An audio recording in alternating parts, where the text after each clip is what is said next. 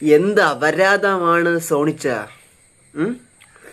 Actually കാട്ടാളൻ cinema നമ്മൾ 150 രൂപ കൊടുത്ത് പ്രേക്ഷകന് കയറുന്ന എന്തിനാ? നമ്മളെ മലയാളിയായിട്ടുള്ള പെപ്പെ കാണാനാണ്. നാക്കുളുക്കും, കോൾഡ് വാട്ടറാണ്, അപ്പോൾ രാവിലെയാണ്, പുറത്ത് മഴയാണ്, ഇപ്പോഴും നാക്കുളുക്കും, ചിലപ്പോൾ അക്ഷരങ്ങൾ അങ്ങോട്ടും ഇങ്ങോട്ടും മാറിപ്പോവാം.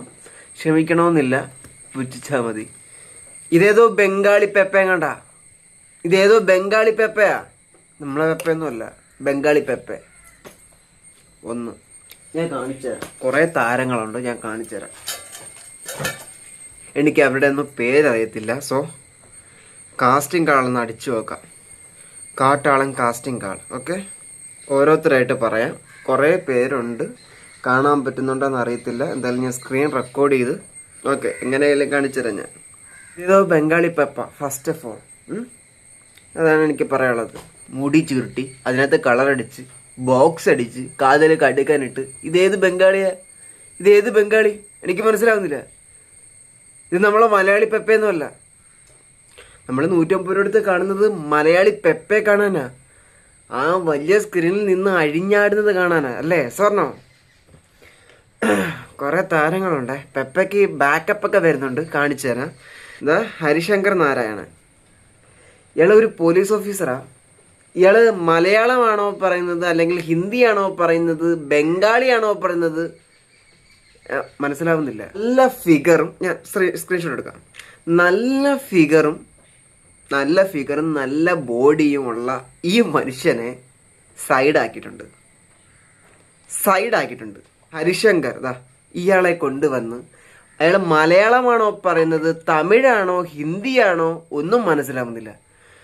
എന്താ സേട്ടാ, ആന്റണി സേട്ടാ, നിനക്ക് പറ്റൂലടാ, ഇത് എൻ്റെ കോട്ടയാടാ. എന്താ സേട്ടാ, ആന്റണി സേട്ടാ. ഈ മനുഷ്യനെയൊക്കെ ഈ മനുഷ്യനുണ്ടല്ലോ, സ്ട്രഗിളിൻ്റെ അങ്ങേയറ്റമാണ് ഇങ്ങേരി. നല്ല ബോഡിയുണ്ട്, നല്ല ഫിഗറുണ്ട്, നല്ല ഹെയർ സ്റ്റൈലുണ്ട്. സൈഡാക്കി നിർത്തി. സുനിൽ, ഈ സിനിമയുടെ വെർത്ത് എന്ന് പറയാൻ ഏതാണെന്നറിയാമോ? ഈ മനുഷ്യൻ്റെ ഡാൻസ് ഉണ്ട്. അതായത് അതുവരെ സിനിമയുടെ ഫസ്റ്റ് ഹാഫ് കഴിഞ്ഞ് സെക്കൻഡ് ഹാഫ് പകുതി വരെ കരിയോയിലും പിടിച്ചു കിടക്കുന്ന പെണ്ണുങ്ങൾക്കുള്ള ഇടയിൽ ഒരു ഐറ്റം ഡാൻസിൻ്റെ സോങ് വരുമ്പോഴത്തേക്ക് ഈ വെളുത്ത് തുടുത്ത് നല്ല ചക്ക മുലയുള്ള പെണ്ണുങ്ങൾ എവിടെ നിന്ന് വരുന്നത് എനിക്കറിയാൻ മേല. ചോദിക്കുകയാണ്, എനിക്ക് ഡൗട്ടാണ്, പറഞ്ഞാ പ്ലീസ്. സോങ്ങിൻ്റെ ആവശ്യമേ ഇല്ല. ഐറ്റം ഡാൻസിൻ്റെ അല്ലെങ്കിൽ ഡാൻസിൻ്റെ ഒരു പോർഷൻ എത്തുമ്പോഴത്തേക്ക് ഈ വെളുത്ത് തുടുത്ത പെണ്ണുങ്ങളൊക്കെ എവിടെ നിന്ന് വരുന്നത് എനിക്കറിയാൻ മേല. ഓരോ കാസ്റ്റിംഗ് ചെയ്ത് വെച്ചേക്കുന്നത് ഒരു ഈ മനുഷ്യൻ്റെ കിടിലൻ ഡാൻസ് ഉണ്ട്. ഈ മനുഷ്യൻ്റെ കിടിലൻ ഡാൻസ് ഉണ്ട്. അത് മാത്രമേ ഉള്ളൂ. ഒരു ചെയറിലിരുന്നിട്ടൊരു ഡാൻസും അല്ലാതെ ഇല്ല സിഗരറ്റ് വലിച്ചിട്ട് പുക വിടുന്നൊരു ഡാൻസും. കിടിലൻ ഡാൻസ് അത്.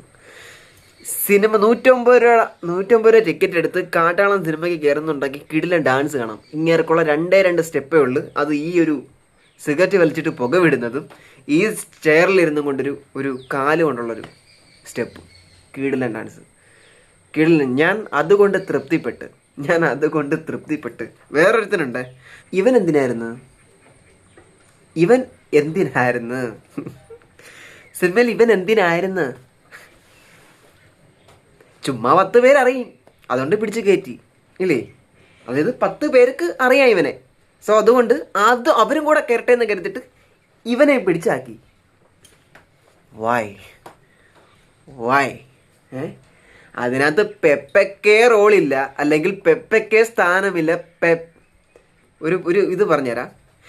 പെപ്പയ്ക്ക് ബാക്കപ്പ് ആരാണെന്നറിയാമോ? പെപ്പ എന്തിനാണ് നമ്മൾ 150 രൂപ കൊടുത്ത് കാണുന്നത്? എന്തിനാണ്? പെപ്പെ നമ്മൾ അഴിഞ്ഞാടുന്നത് കാണാനാണ്. Yes or no? അല്ലേ? അത് മലയാളി സ്റ്റൈലിൽ അഴിഞ്ഞാടുന്നത് കാണാനാണ് നമ്മൾ 150 രൂപ കൊടുത്ത് കയറുന്നത്. ആണേ? Yes or no? അത് പെപ്പെ എന്നല്ല, ഏത് നായകനായാലും പെപ്പെ അയാൾക്കുള്ള ഇടി കാണാനാണ്. അയാൾക്ക് എന്തിനാണ് ഈ നീളത്തിനുള്ള സാമാനം?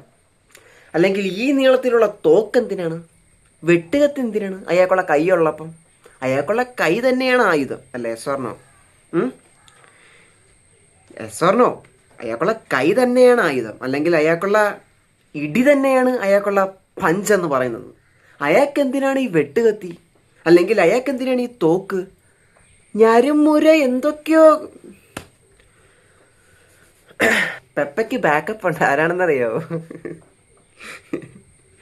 പെക്ക് അല്ല പെപ്പയ്ക്കേന്ന് കപ്പയ്ക്കേന്ന് പെപ്പയ്ക്ക് ബാക്കപ്പ് ഉണ്ട്.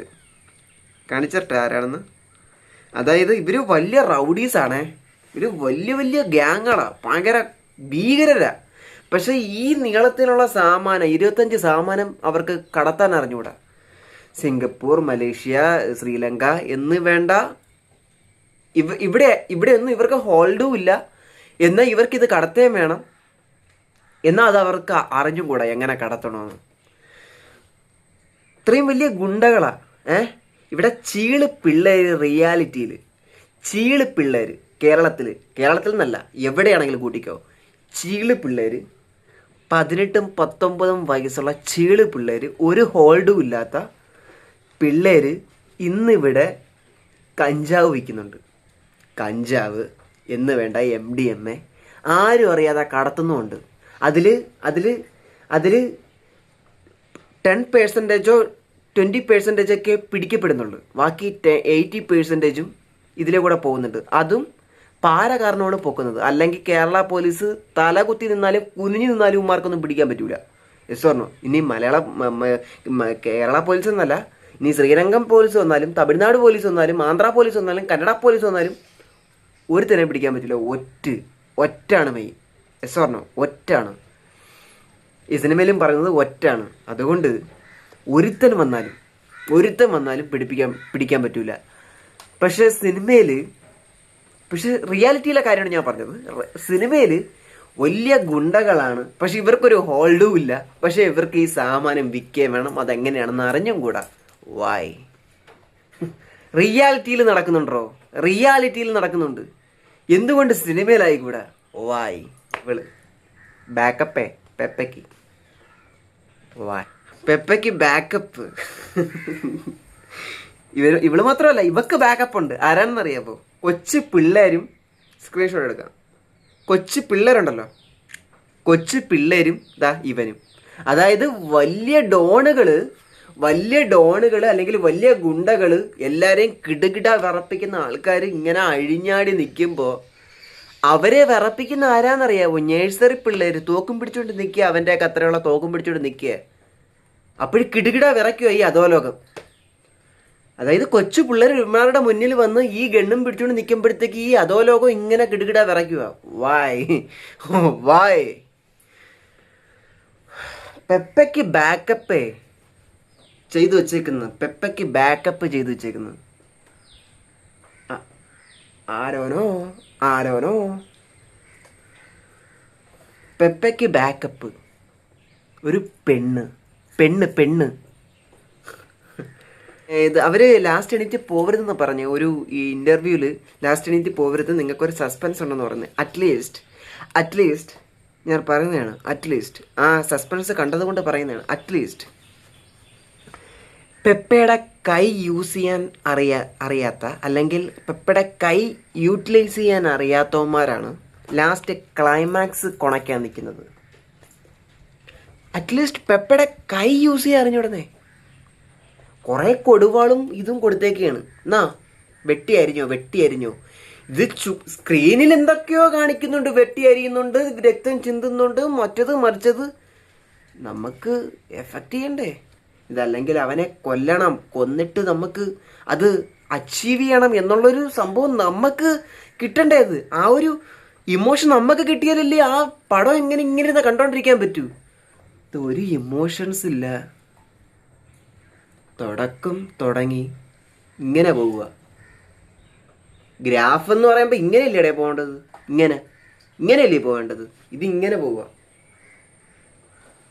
വിഷമമുണ്ട്. പെപ്പെ യൂസ് ചെയ്യാൻ അറിയാത്തവന്മാരാണ് സിനിമ എടുത്തേക്കുന്നത്. വിഷമമുണ്ട്, സത്യം പറയാല്ലേ. പെപ്പെ യൂസ് ചെയ്യാൻ അറിഞ്ഞുകൂടാത്തവന്മാരാണ് സിനിമ എടുത്തേക്കുന്നത്. സോ ഇത് ഞാൻ സിനിമ ഇറങ്ങി 3ാമത്തെ ദിവസമാണ് ചെയ്യുന്നത്. 3ാമത്തെ ദിവസം. ഇന്നലെ ഞാൻ സിനിമ കാണാൻ പോയി. രേവതിയിലാണ്, പാരിപ്പള്ളിയിലാണ് പോയത്. ഞാനും കൂടെ കൂട്ടി എണ്ണിക്കൊണ്ട് 50 പേരേ ഉള്ളു. 50 പേരില്ല. 50 പേരൊന്നുമില്ല. എൻ്റെ സീറ്റ്, താഴത്തെ സീറ്റ്, മുകളിലത്തെ സീറ്റ്, അതിൻ്റെ മുകളിലത്തെ സീറ്റ്, അതും ഇത്ര ഉള്ളൊരു പോർഷൻ മാത്രമേ ഫില്ലായിട്ടുള്ളൂ. 50 പേര് കൂട്ടിക്കോ, 50 പേരില്ല, 50 താഴെ. അപ്പോഴാണ് ഞാൻ ഫസ്റ്റ് സിനിമ ഇറങ്ങിയതിൻ്റെ അന്നല്ല, ഫസ്റ്റ് ഡേ അല്ല, സെക്കൻഡ് ഡേ അല്ല, തേർഡ് അല്ല, ഇത് 4ാമത്തെ ദിവസമാണ് സിനിമ ഇറങ്ങിയിട്ട് ഞാൻ ചെയ്യുന്നത്.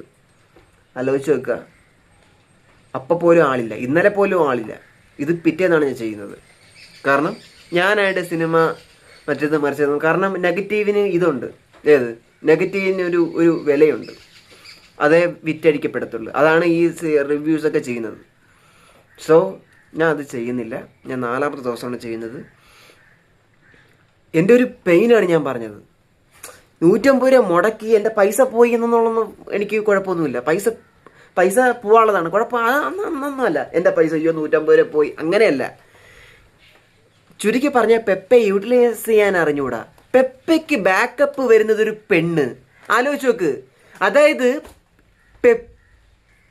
പെപ്പെ ഈ അധോലോകത്തിൻ്റെ ഇടികൊണ്ട് വീഴുന്ന്, ഈ അടികൊണ്ട് വീഴുന്ന് പെപ്പെ അടിച്ചിടാൻ വരുന്നവന്മാരെ അടിച്ചിടാൻ ഒരു പെണ്ണ് വരുന്നു. അവളാണ് ഇവള്, ഞാൻ കാണിച്ചു തന്നവള്.